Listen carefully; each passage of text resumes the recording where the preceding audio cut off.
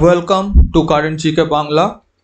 এই যে ছবিটা এখানে দেখা যাচ্ছে এটা হচ্ছে পাকিস্তানের, আর এই ঘটনাটা ঘটেছে 2-3 দিন আগেই।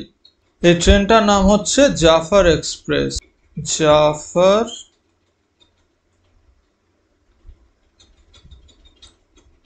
জাফর এক্সপ্রেস না, এটা কোনো ট্রেন দুর্ঘটনা নয়, এরকম নয় যে লাইনচ্যুত হয়ে গেছে বা কিছু ঘটেছে। বেসিক্যালি ট্রেনে ব্লাস্ট হয়েছে, রেল লাইনে ব্লাস্ট হয়েছে, যার ফলে ট্রেনের এরকম দুর্ঘটনা। এটা কে করেছে? এটা করেছে বিএলএ, বালুচিস্তান লিবারেশন আর্মি। এবার অনেকের মনে প্রশ্ন আসতে পারে যে পাকিস্তান নিজেই তো আতঙ্কবাদী দেশ, এরা অন্য দেশে আতঙ্কবাদী ঘটনা ঘটায়, পাকিস্তানের মধ্যেও কি আতঙ্কবাদী ঘটনা ঘটে? সত্যি কথা বলতে ঘটে। যার পাকিস্তানের মধ্যে মেন আতঙ্কবাদী ঘটনা ঘটানোর মধ্যে সব থেকে দুটো বড় অর্গানাইজেশন হলো, এক হলো Balochistan liberation army BLA, second হচ্ছে TTP, Tehrik-e Taliban Pakistan. Balochistan liberation army actually Pakistan সরকারকে পছন্দ করে না। কেন করে না? আর বালুচিস্তান লিবারেশন আর্মি হিস্ট্রি জানতে গেলে আগে জানতে হবে বালুচিস্তানের হিস্ট্রি। শুধুমাত্র যে বালুচিস্তানের মিনারেলস আর ন্যাচারাল রিসোর্সেস পাকিস্তানই নিচ্ছে তাই নয়, পাকিস্তান চায়নাকে পর্যন্ত বিক্রি করছে, চায়না এখান থেকে নিয়ে যাচ্ছে। আর তার বিনিময়ে বালুচিস্তানের লোকেদের কিছুই কোনো কিছুই পাচ্ছে না। বরং সেখানে লোকজনেরা যদি প্রোটেস্ট করে, তারা যদি তাদের হকের জন্য দাবি করে, কয়েক হাজার বালুচিস্তানের লোকেদের, মহিলা শিশু থেকে শুরু করে নর্মাল সিভিলিয়ানদের উপরে কয়েক হাজার সিভিলিয়ানকে এখনো পর্যন্ত পাকিস্তানি আর্মি গায়েব করে দিয়েছে, পাকিস্তানি আর্মি তাদের হত্যা করেছে। লাস্ট 70-80 বছর ধরে বালুচিস্তানের লোকেদের উপরে এই অত্যাচার হচ্ছে। আর তার জন্যই বালুচিস্তানের লোকেরা শুধুমাত্র বালুচিস্তানের নয়, গোটা পৃথিবী জুড়ে রাস্তায় নেমেছে।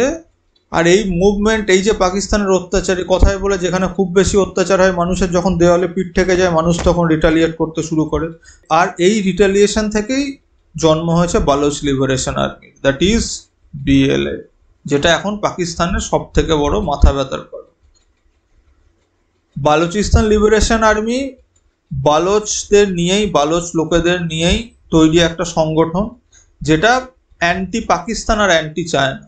বালোচ লিবারেশন আর্মি বহুবার পাকিস্তান আর্মির উপর অ্যাটাক করেছে, বহু অ্যাটাক করেছে পাকিস্তানে। যা রিসেন্ট ঘটনা আমি এখনই বললাম, যে জাফর এক্সপ্রেসে অ্যাটাক, বহুবার অ্যাটাক। তার কারণ স্বাভাবিক, যেখানে এত বছর ধরে বালুচিস্তান নিজেদের হকের জন্য লড়াই করছে, তাদের বালুচিস্তানের মিনারেলস, বালুচিস্তানের সম্পদ পাকিস্তান লুট করছে, বালুচিস্তানের সম্পদ চীন এসে লুট করে নিয়ে যাচ্ছে, তার বিনিময়ে পাকিস্তান পয়সা পাচ্ছে। আর বালুচিস্তানের লোকাল লোকেরা কিচ্ছু পাচ্ছে না, তারা অনাহারে দিন কাটাচ্ছে, তাদের দুবেলা খাবার জুটছে না, তাদের লাইফস্টাইলে কিচ্ছু নেই, তারা সুস্থ মানুষের মতো জীবনযাপন করতে পারছে না। উপরন্তু তারা যদি তাদের হকের দাবি করে, পাকিস্তান আর্মি তাদের উপরে বম্বিং করছে, তাদের নিরীহ মানুষদের হত্যা করছে। তো এইখান থেকেই জন্ম বালুচিস্তান লিবারেশন আর্মি। তো বালুচিস্তান লিবারেশন আর্মি কেন আমি বলছি যে পাকিস্তানের মাথা ব্যথা, তার কারণ বালুচিস্তান লিবারেশন আর্মি লাস্ট কয়েক বছরে পাকিস্তান সরকারের রাতের ঘুম কেন উড়িয়ে দিয়েছে।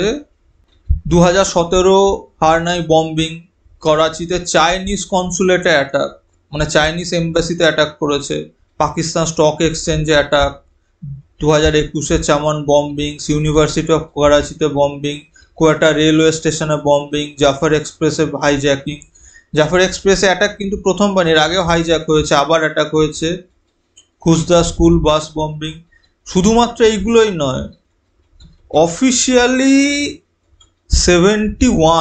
71টা অ্যাটাক একা বালোচ লিবারেশন আর্মি বিএলএ, একা 71টা অ্যাটাক করেছে পাকিস্তানের উপরে, এবং অনগোয়িং চলছে, আরও আমরা শুনতে পাবো। আর যেহেতু পাকিস্তান তাদের উপরে এত অত্যাচার করছে, পাকিস্তানি সরকারের সাথে, পাকিস্তানের আর্মির সাথে তাদের শত্রুতা, তারা কন্টিনিউ পাকিস্তানের আর্মি আর পাকিস্তান সরকারের উপরে অ্যাটাক করে যাচ্ছে। তো লাস্ট যে অ্যাটাকটা হয়েছে, সেই অ্যাটাকটা হওয়ার প্রধান কারণটা কি? প্রধান কারণটা হচ্ছে এখানে এই যে, যেদিন অ্যাটাক হয় তার 2-3 দিন আগেই পাকিস্তান আর্ম ফোর্সেসের চিফ আসিফ মুনির আর এই যে শেহবাজ শরীফ, দুজন গেছে ইউএসএ, দুজন ইউএসএ গেছিল এবং সেখানে তারা কি অফার দিয়েছে ইউএসএকে, এই যে এটা দেখা যাচ্ছে, এই যে দেখাচ্ছে, এটা হচ্ছে, এটা আর কিছু না, এটা হচ্ছে বালুচিস্তানের মিনারেলস, বালুচিস্তানের খনিজ পদার্থ, বালুচিস্তানের মিনারেলস বাক্স করে নিয়ে গিয়ে আসিফ মুনির ট্রাম্পকে দেখাচ্ছে যে এই দেখো তোমরা এগুলো চাও তাহলে তোমরা এসো, এরকম একটা ব্যাপার।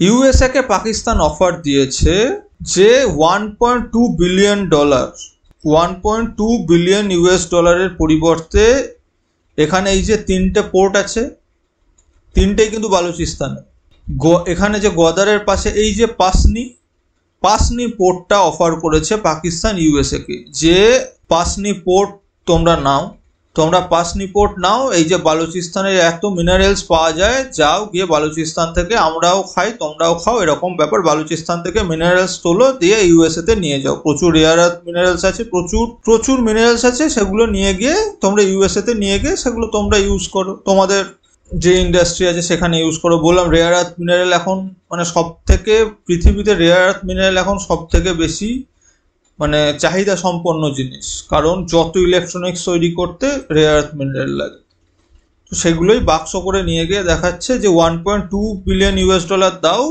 মানে পাকিস্তানের একটা পোর্ট পাকিস্তান বিক্রি করছে। শুধু তাই নয়, এই পোর্টের অ্যাক্সেস পেলে কি হবে, বালুচিস্তান থেকে চায়না তো নিচ্ছেই, পাকিস্তানও নিচ্ছে, এবার ইউএসএকেও বলছে তোমরাও এসে নিয়ে যাও। এবার সমস্যা হয়ে গেছে এখানে আর একটা, এখানে চাইনিজ বেস আছে গোদারে, এর মাত্র 70 কিলোমিটার দূরেই কিন্তু এই পোর্ট, এইটা নিয়েও একটা কনফ্লিক্ট হতে চলেছে, যদি এখন ইউএসএ এই অফার অ্যাকসেপ্ট করেনি, কিন্তু এটা নিয়েও ভবিষ্যতে কনফ্লিক্ট হতে চলেছে যদি ইউএস অফার অ্যাকসেপ্ট করে।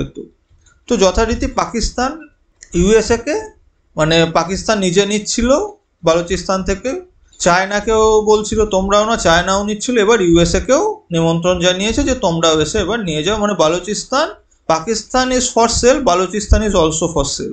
এবার তার বিনিময়ে পাকিস্তান কি না, পাকিস্তান $1.2 বিলিয়ন নেবে, বালুচিস্তানের লোকেরা কিছুই পাবে না। আর এর জন্যই যে লাস্ট যে অ্যাটাকটা, এই ঘটনাটা, এই যে পাকিস্তান আর্মি চিফ গিয়ে এই যে অফারটা দিয়েছে ইউএসএকে, তার 2 থেকে 3 দিন পরে কিন্তু এই ট্রেন ব্লাস্টটা ঘটেছে।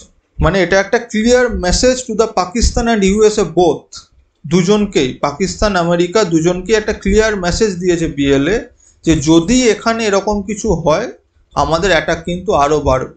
তো এখন দেখা যাক এটা ভবিষ্যতে কি হয়, আদি ইউএসএ এই অফার অ্যাকসেপ্ট করে কিনা, বা বালুচিস্তান লিবারেশন আর্মি অ্যাটাক আরও বাড়ায় কিনা, বা অ্যাটাক কন্টিনিউ করে কিনা, সেটার দিকেই নজর থাকবে।